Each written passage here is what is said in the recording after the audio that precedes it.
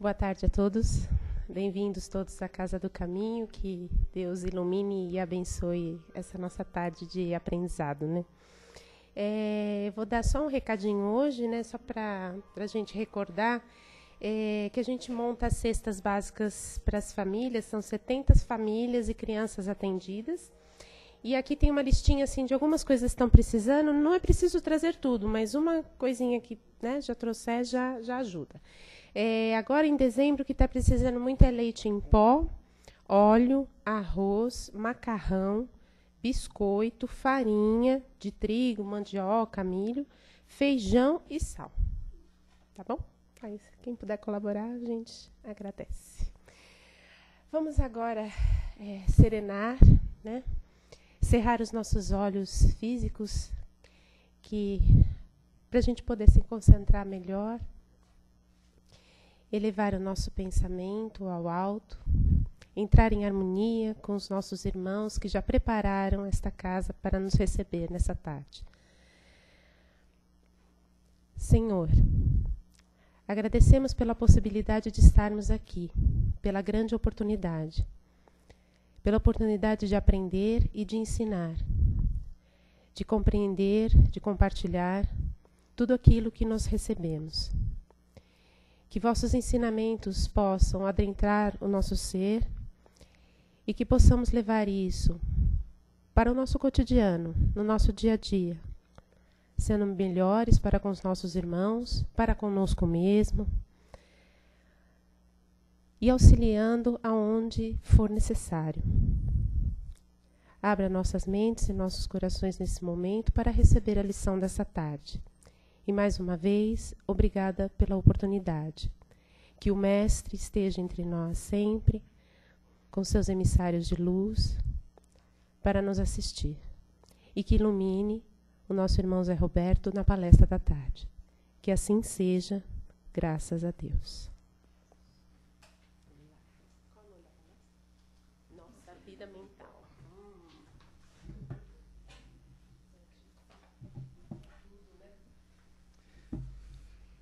Boa tarde a todos aqui presentes, aqueles que nos veem também pela internet, né? É sempre uma alegria quando nós falamos do Evangelho de Jesus à luz da doutrina espírita.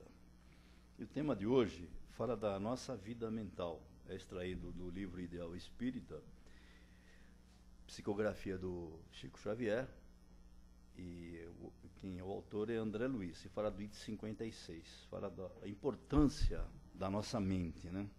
Daquilo que nós pensamos, daquilo que nós construímos. Então nós sabemos que no universo existem 3 elementos só. Não vamos criar mais nada. Existe o nosso Criador, né? Que esse é a grande inteligência, que é a origem, causa primária de todas as coisas, né? A pergunta número 1 do Livro dos Espíritos, que Kardec formula aquela tríade de espíritos. Então ele perguntou o que é Deus, não quem é Deus, né? Porque não é uma figura antropomórfica. Então ela é a causa primária. Nós temos Deus e depois nós temos espírito e matéria, nada mais. Então tudo que nós temos aqui é matéria. Nós sempre falamos isso, né? Que o ar é uma matéria rarefeita, a água é uma matéria liquefeita, a cor é uma matéria modificada, o som é uma matéria modificada. E as nossas emanações mentais também são matérias, né? São matérias que nós construímos, aqueles quadros que nós construímos, que são fixados no mundo superior, ou não, né? O mundo inferior também pode ser, e ali permanecem, e nós somos então responsáveis por aquilo que nós pensamos, daquilo que nós fazemos. Como Jesus sempre diz, né? Não é o pecado pela ação, o pecado pelo pensamento. Pecado é o termo assim muito genérico, muito vulgar do que nós falamos, né? Mas daquilo que nós pensamos errado. Então, o que diz o André Luiz, ele diz que as almas ingressam nas responsabilidades que procuram para si mesmas. É lógico, né? Nós, espíritos, nós somos responsáveis por aquilo que nós fazemos, né? E no Evangelho segundo o Espiritismo, no item 4, diz que somos autores dos nossos próprios infortúnios. Então, tudo aquilo que acontece, o que acontece conosco, não é punição, não é uma fatalidade que ocorre assim de uma forma esporádica, não. É justamente aquilo que nós construímos, a lei da causa e efeito. Tudo aquilo que nós pensamos, que nós agimos, que nós construímos, nós vamos ter em retorno. Se nós fizermos o bem, logicamente nós temos o retorno do bem. De que forma nós vamos ter o retorno do bem? Nós vamos ter o retorno do bem em forma de evolução espiritual, é aquele que nós buscamos. Por que nós estamos aqui estudando, então, a doutrina espírita? Né? Que é uma doutrina esclarecedora, que é uma doutrina que nos dá uma visão de profundidade. Porque nós queremos, principalmente, nos melhorar.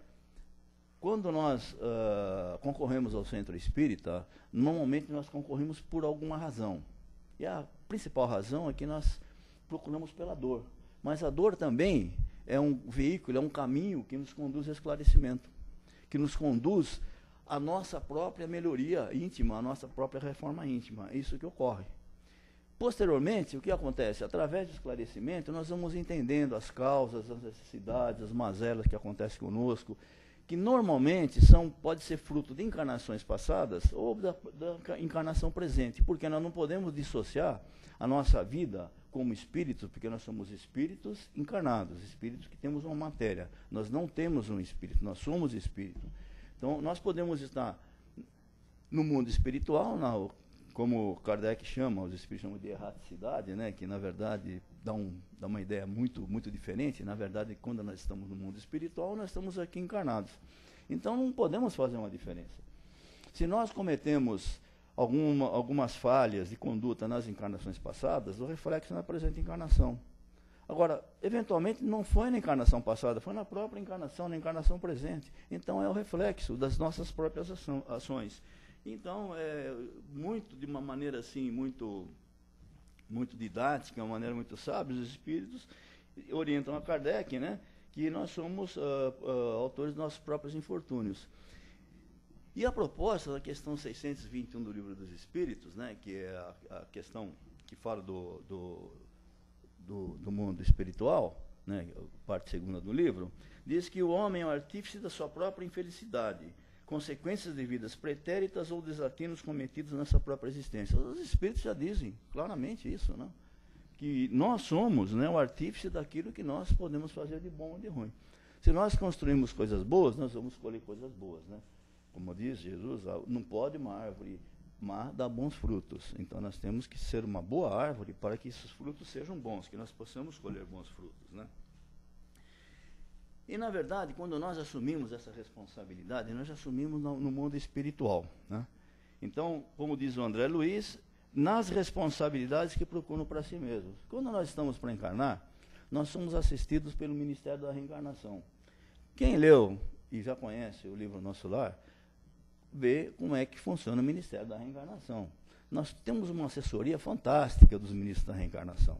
E nós, na realidade, nós pedimos, às vezes, provas maiores do que a que nós possamos suportar. O Ministério da Reencarnação, então, ele dosa essas nossas provas, essas nossas necessidades.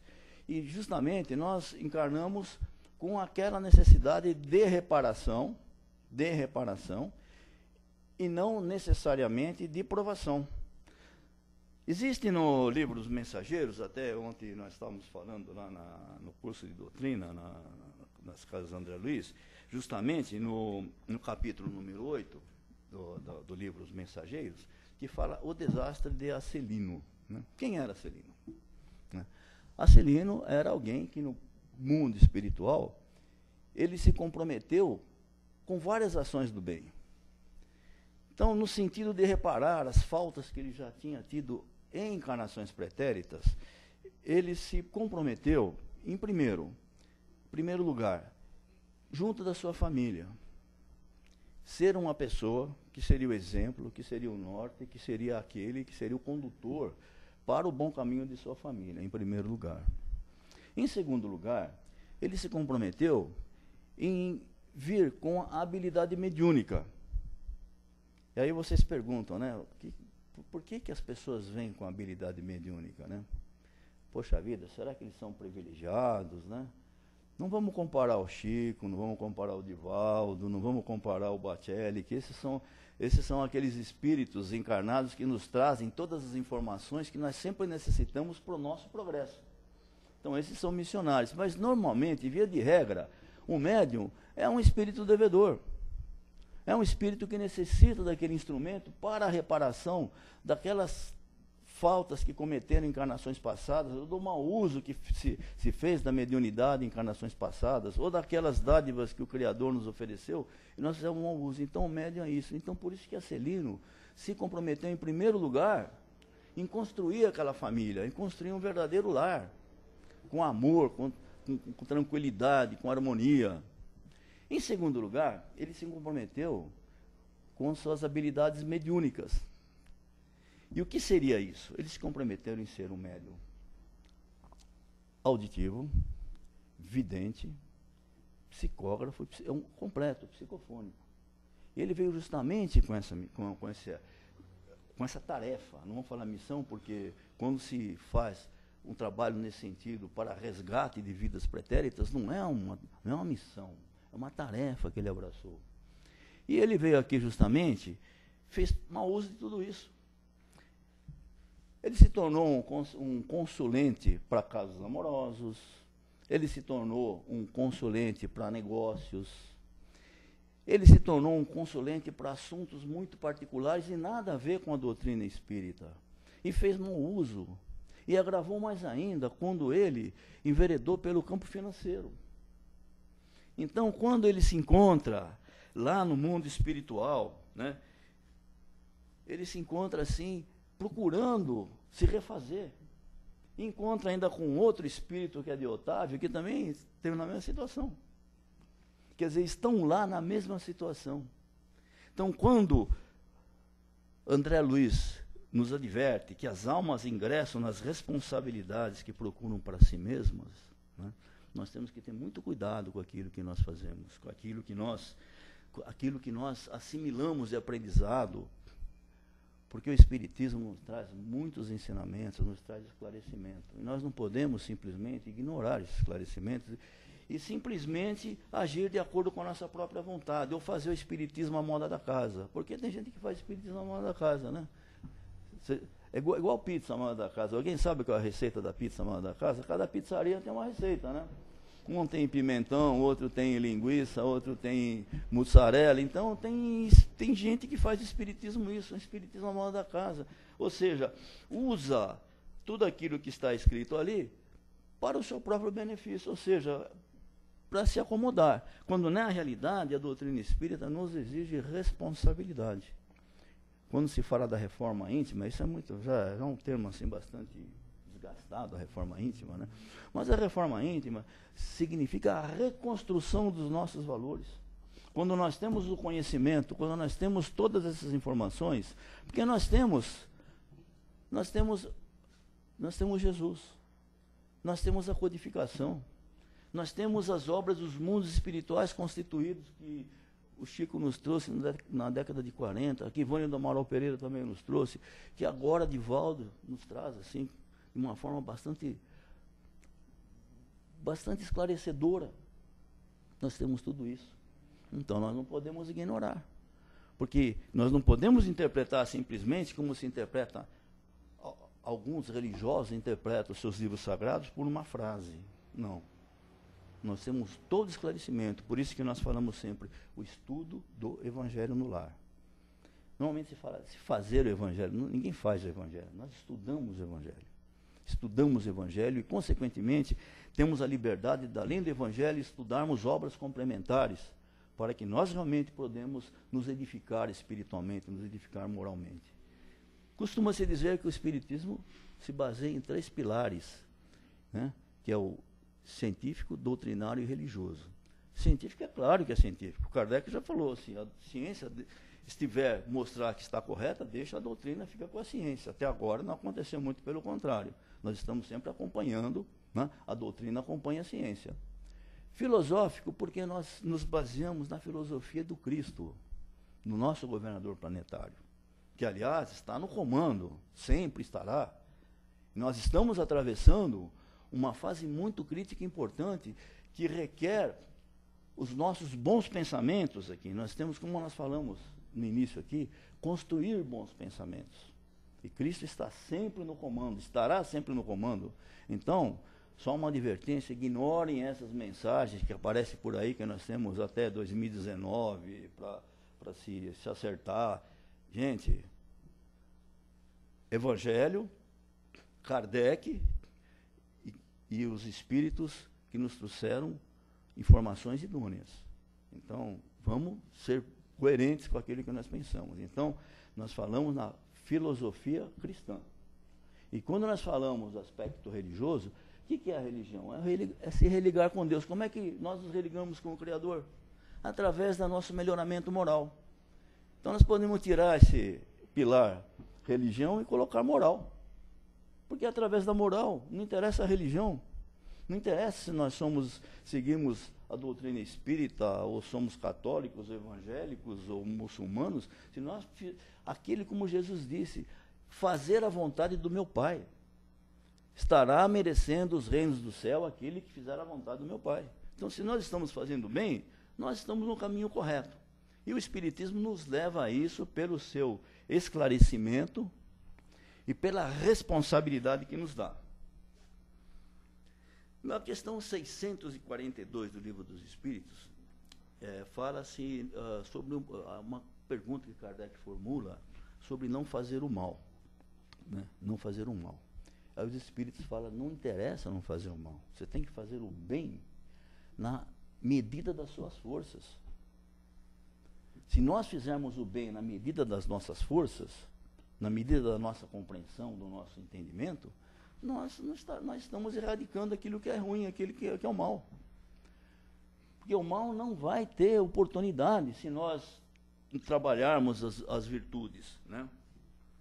Diz ainda, ninguém foge aos estigmas da viciação com que suca a estrutura da própria vida. Paz significa vitória da mente sobre os seus próprios atributos.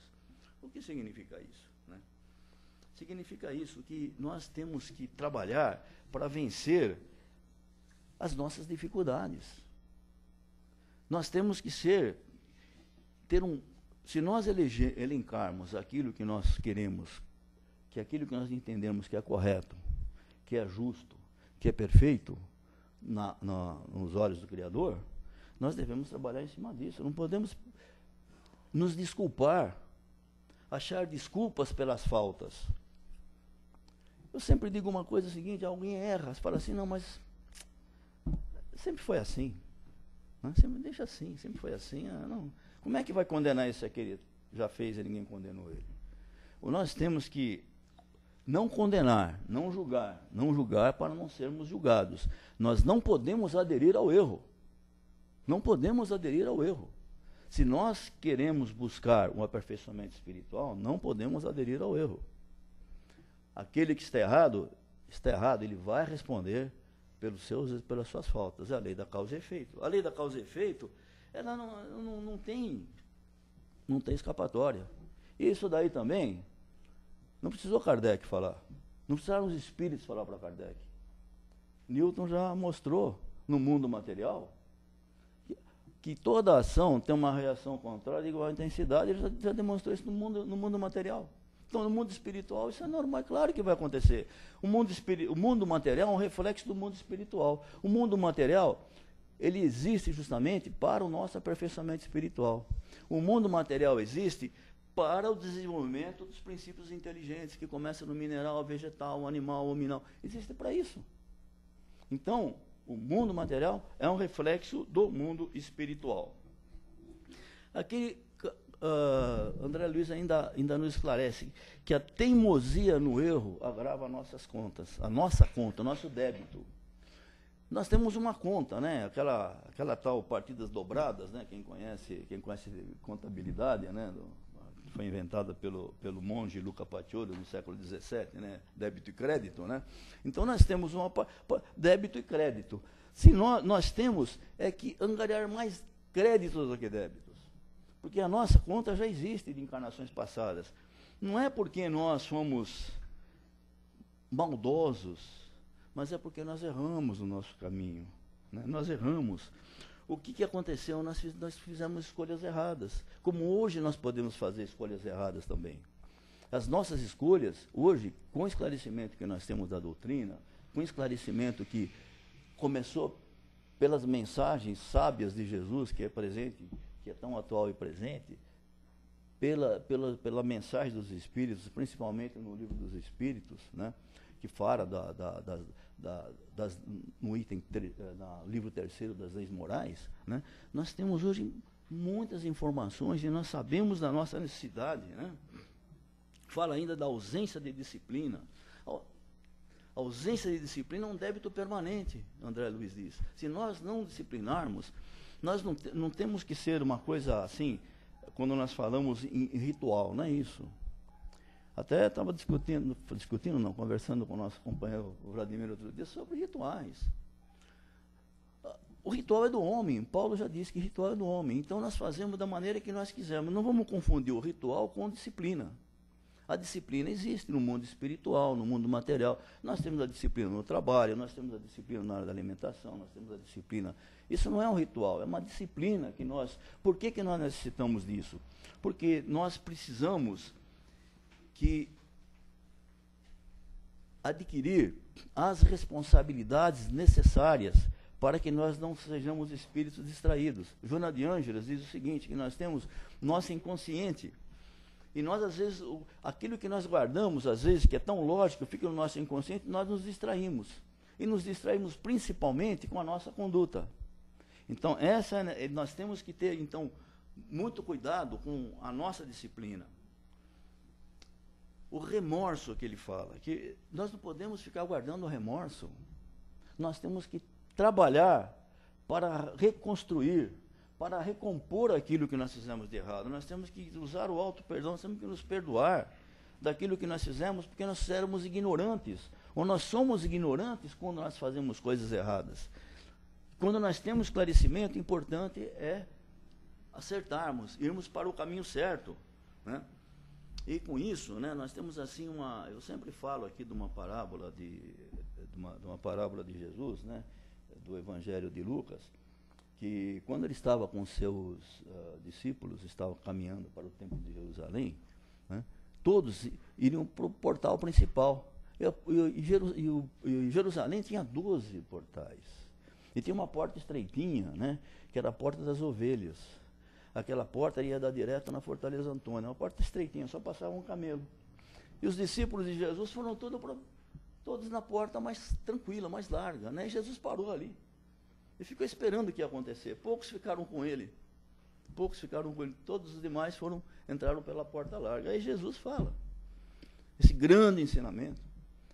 Cautelar-vos com a porta larga, porque larga é a porta, espaçoso é o caminho que leva à perdição. Preferia a porta estreita, para aqueles que estavam com ele, que estreita é a porta e apertado é o caminho que leva à salvação. E o que ele quis dizer com isso? Que é claro que nós temos que renunciar a muitas coisas, nós temos que renunciar a nossa vaidade, o nosso orgulho, coisa que é difícil. Nós temos que renunciar à porta estreita, né? É por onde nós entramos e saímos para a regeneração. Nós entramos por ela e saímos pela regeneração. Então, aquelas faltas, aquelas mazelas passadas, servem como lição. Será esquecida na nossa vida espiritual? Não, não será esquecida. Mas toda vez que nós lembrarmos, nós vamos lembrar com remorso, como um aprendizado. E vamos sempre procurar fazer mais para compensar aquilo que nós fizemos de errado na encarnação passada. Então, André Luiz nos remete a isso. Então, nós temos que avaliar todos os nossos atos, né, tudo aquilo que nós praticamos, né? E uma coisa, quando nós falamos da avaliação dos nossos atos, né, existe a questão 919A do Livro dos Espíritos, que ali, a pleiade de espíritos, eles não se identificam quando eles respondem às questões de Kardec. Mas essa Santo Agostinho se identificou. Então, na 919, é quando o Kardec pergunta aos médiuns, né, o que fazemos para alcançarmos a perfeição ou para merecermos um mundo melhor. Aí o Santo Agostinho diz o seguinte, um sábio da antiguidade já disse, conhece-te a ti mesmo. É o que nós precisamos fazer. E, na verdade, o que acontece? Esse sábio é Sócrates. E nem foi ele que inventou essa frase, que estava lá no no portal do templo de Delfos, né? Então, ele viu aquela frase, né? E usou aquela frase justamente como um lema da vida dele, conhecer, né? Sócrates. E na pergunta 919A, ainda ele complementa, Santo Agostinho, realmente aquilo é um tratado, um tratado de ensinamentos, né? Ele diz o seguinte, porque aquilo vai englobar tudo, né? Vai englobar o amor ao próximo, as suas ações, aquilo que você faz, aquilo que você deixa de fazer. Então ele diz o seguinte, faça como eu, quando estava encarnado. Toda noite, antes de dormir, eu fazia uma avaliação daquilo que eu gostaria que fosse feito a mim mesmo e não foi feito. Ou aquilo que meu próximo gostaria que fizesse a ele, que eu deixei de fazer, né? Então, esse é um ensinamento fantástico, né? Ensinamento fantástico, né? É aquele ensinamento, amar ao próximo como a ti mesmo, né? Quando Jesus chega lá para os fariseus, né? Os fariseus perguntam para ele, qual é o maior mandamento? Pensando que Jesus ia cair em contradição, falando, é amar ao próximo. Jesus falou assim, não, o maior mandamento é amar a Deus de todo o seu coração, de todo o seu entendimento. Aí os fariseus, poxa, que legal, né? Aí ele falou, mas tem um segundo, né? Que eu vou falar para vocês. É amar ao próximo como a ti mesmo, né? E esses dois mandamentos resumem todas as leis de todos os profetas. E todo mundo pensa que é os 10 mandamentos e não é. São 365 mandamentos que constam no Levítico e no segundo livro, que é o Deuteronômio, né? 365 mandamentos. Né? Aliás, desculpa, 614 mandamentos. 365 são as permissões, as negações. E o restante são as permissões. São 614 mandamentos. Ele resume em 2. Esse é Jesus, né? Não podia ser diferente, né? Então, a bondade de Deus é maior do que a verdade que julgamos. É isso mesmo, né? As oportunidades que Deus nos proporciona é maior, né, do que nós entendemos, do que nós julgamos. Quando nós achamos que, né, não tem nada mais, Deus se faz presente. Não? Nós estamos vendo tantos fatos, né, tantas coisas assim que acontecem no mundo, está nos impressionando, mas não devemos nos impressionar. Isso daí é uma mensagem, né, que a espiritualidade está nos trazendo para que nós pensamos de forma positiva, porque não é uma parcela grande da humanidade, uma parcela pequena da humanidade. Os espíritos até falam que 3% de toda a população mundial, aqui encarnado, né? Não estamos falando da erraticidade, que tem cerca de 20 e tantos bilhões de espíritos esperando a oportunidade da reencarnação. Ele fala que 3% da população aqui encarnada é que tem essas más tendências. Aí você me pergunta, o que é 3%? Né? Puxa, é tão pequeno. Não é pequeno não, gente. Nossa população mundial é acima de 7 bilhões de habitantes. 3% é mais de 210 milhões de habitantes. Seriam toda a população do Brasil, né? Mas existe, estão aí, né? Estão ainda no erro. Proporcionalmente, é claro que é muito grande. E os rumores são maiores. Por quê? Porque nós temos as informações em tempo real. No passado, quando existia lá, na época antes de Jesus, ou mesmo na época de Jesus, as informações eram muito estanques, eram muito esparsas. As próprias informações do mundo científico eram pequenas, não se espalhavam, eram sociedades herméticas, né, que mantinham, eram os egípcios, né. Posteriormente, nós temos os pitagóricos, que mantinham aquelas informações tão fechadas com relação às dimensões da pirâmide, em relação à distância da Terra e da Lua. Nós não temos, hoje nós temos tudo escancarado, e o mal também nós temos escancarado. Então, quando acontece lá, nós sabemos aqui, em tempo real. E isso acontece, não só acontece lá, acontece aqui entre nós também. Então, nós temos que sempre ter bons pensamentos, nós temos que sempre estar em oração, não que nós vamos abandonar a nossa vida material, não. Nós estamos encarnados, o espírita ele tem direito e necessidade de usufruir daquilo que é justo, daquilo que é bom e daquilo que é lícito. Como dizia Paulo, né? Tudo me é lícito, mas nem tudo me é permitido. Então nós temos que saber aquilo que é permitido para que nós possamos fazer e possamos fazer com bom uso, né?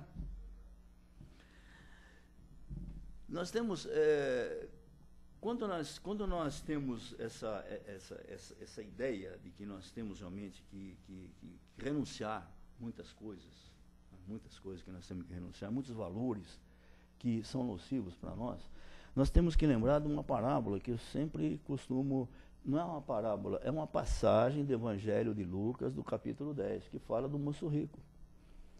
Todos nós fazemos o papel do moço rico, todos nós chegamos a Jesus e perguntamos a Ele, perguntamos a espiritualidade, o que nós fazemos, o que podemos fazer para merecer o reino dos céus, né? Nós perguntamos isso, o moço rico perguntou para Jesus. Jesus falou, honra teu pai e tua mãe, não roubarás, não furtarás, não enganarás, faze tudo o que estás na lei. Aí ele pergunta, mas mestre, eu já faço isso, aquele que nós falamos, eu já faço tudo isso. Fala, já faz? Então faz o seguinte, dê tudo que você tem aos pobres e me segue. Aí o moço falou, não, isso eu não posso fazer, né? Jesus não quer que nós vivemos na miséria, não é isso. Jesus está dizendo o seguinte, que nós temos que nos despojar do nosso orgulho, da nossa vaidade, desses valores que não servem, que não contribuem para a nossa vida espiritual, para o nosso progresso. Essa é a mensagem de Jesus. As pessoas interpretam mais, não, tem que ser pobre, tem que dar tudo, tem que andar andrajoso, na miséria. Não é isso, não. Está falando do espírito. Não está falando do ter, está falando do ter. Do ter, é isso que Jesus está dizendo.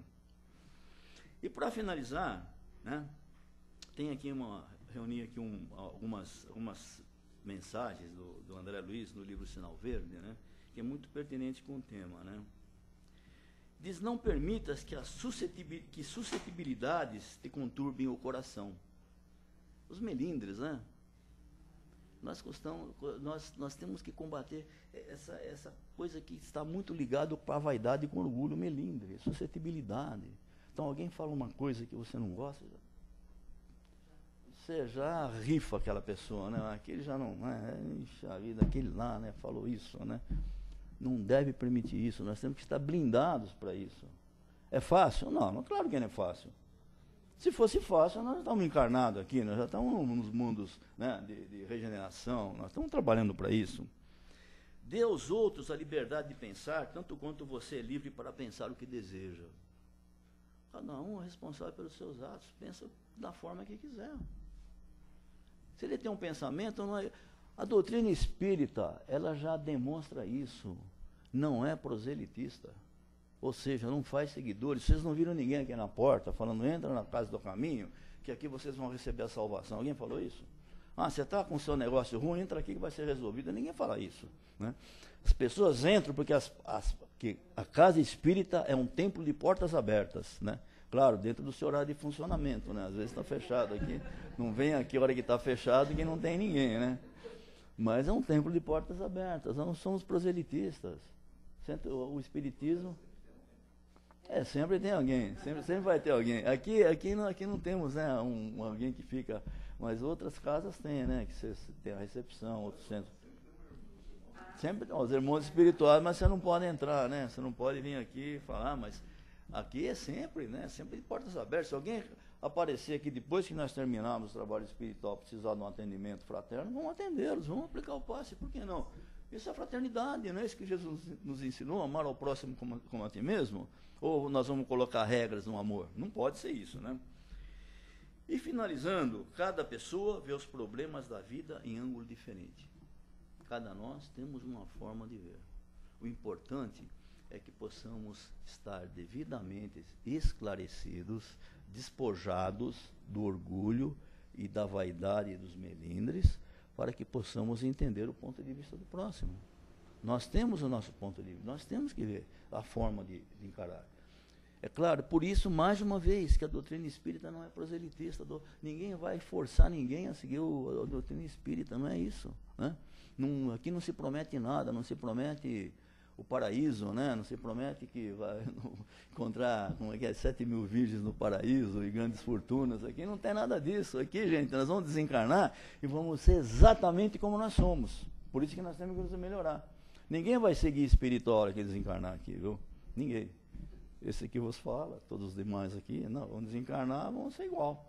A hora que desencarnar, vamos seguir nosso rumo, seguir nosso caminho. André Luiz nos fala claramente nas suas obras sobre isso, né? Os Espíritos nos esclarecem, através do livro dos Espíritos, que assim é.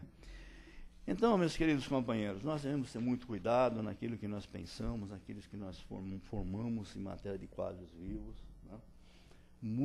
Nós temos que tratar com muito carinho a nossa conduta, né? Nós temos que ser o exemplo, porque o mestre não é aquele que ensina, é aquele que exemplifica. Esse é o mestre, né? Jesus não era só de palavras, Jesus sempre nos mostrou, né, através de seus exemplos. E toda a espiritualidade nos envia seus mensageiros para exemplificar, como o Chico, como o Divaldo, né, Madre Teresa, né, Irmã Dulce, né? Então, exemplificar aquilo realmente, porque mais do que as palavras, o que vale é o exemplo. Então, nós temos realmente que nos transformar, cuidar da nossa casa mental e ser realmente exemplos vivos daquilo que nós aprendemos. Que Jesus nos abençoe, né? Que esteja com todos nós. Há uma pergunta? Oxe, comentário. Opa, já tem, olha, é só a Leda que recebe perguntas aqui, eu já estava com ciúmes, a Leda recebe um monte de perguntas, eu não? Eu vou fazer primeiro o comentário da internet, o Vinícius Rizieri, ele diz que é uma felicidade poder assistir uma palestra de meu querido professor e irmão, José Roberto, muito esclarecedor, gratidão, fraterno abraço. Que beleza, Vinícius, poxa vida, você me emociona, Vinícius, poxa vida, muito obrigado mesmo, você é muito querido. É um irmão muito querido.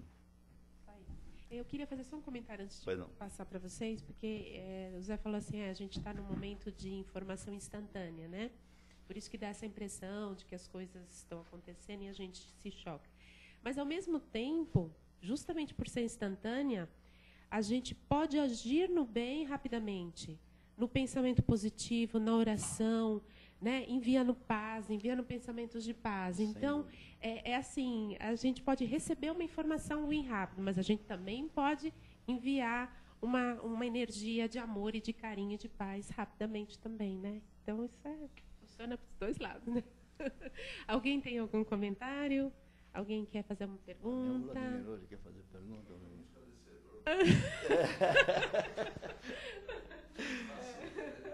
Muito bom, excelente, gente. Muito bom mesmo. Olha, que Jesus abençoe a todos nós, né? Que nós, quando regressarmos aos nossos lares, podemos fazer em segurança, né? E sempre com a presença do Mestre. E que lá no nosso lar possamos desfrutar dessa mesma psicosfera maravilhosa que temos aqui nesse momento, né? Muita paz a todos. Né? Obrigada, Zé.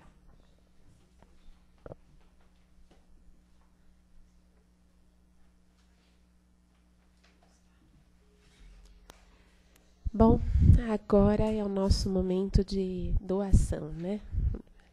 Doarmos esse carinho e esse amor que todos nós temos, numa abundância que às vezes nós mesmos desconhecemos. É só abrir essa comporta que a gente percebe o quanto a gente pode amar, compreender e atuar, não só na nossa melhoria, mas na dos nossos irmãos também. Vamos fazer hoje uma vibração especial pela paz. Que esse nosso planeta possa todo ser envolvido pela paz. O Cristo disse, eu sou a paz, eu vos deixo a minha paz. Então, envolvidos por esse amor e por essa paz do Mestre, que cada irmão nosso, seja aqueles que já encontraram o caminho do bem, o caminho do crescimento, ou aqueles ainda que infelizmente ainda tem um longo caminho de aprendizado, que cada ser receba neste momento esse nosso sentimento de paz. Que possamos imaginar esse nosso mundo de irmãos vivendo em harmonia, em compreensão, em respeito.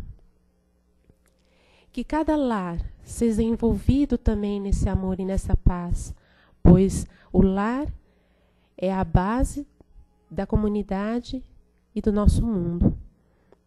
Que cada líder seja envolvido por esse nosso sentimento de amor e de paz, pois deles depende toda um grupo de pessoas e seus exemplos como nossos líderes terrenos são muito importantes. Que eles possam agir em nome da paz. Senhor, obrigada.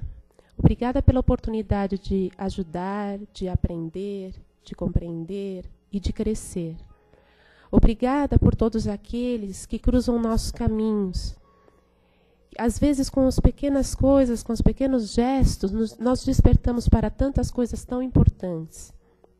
Obrigada por todos os mensageiros que o Senhor nos envia constantemente para que possamos aprender cada vez mais. Obrigada pela oportunidade de hoje, desta vida, desta encarnação, de sempre. Obrigada, Mestre. Obrigada, Mãe Maria, por vosso amor e carinho que nos envolve sempre, e a todos os espíritos da espiritualidade maior que estão nesse trabalho constante do bem. Obrigada, Senhor. Que assim seja, graças a Deus. Que possamos agora permanecer, então, em paz, em harmonia, para recebermos, nos prepararmos para o passe enquanto a sala está sendo preparada.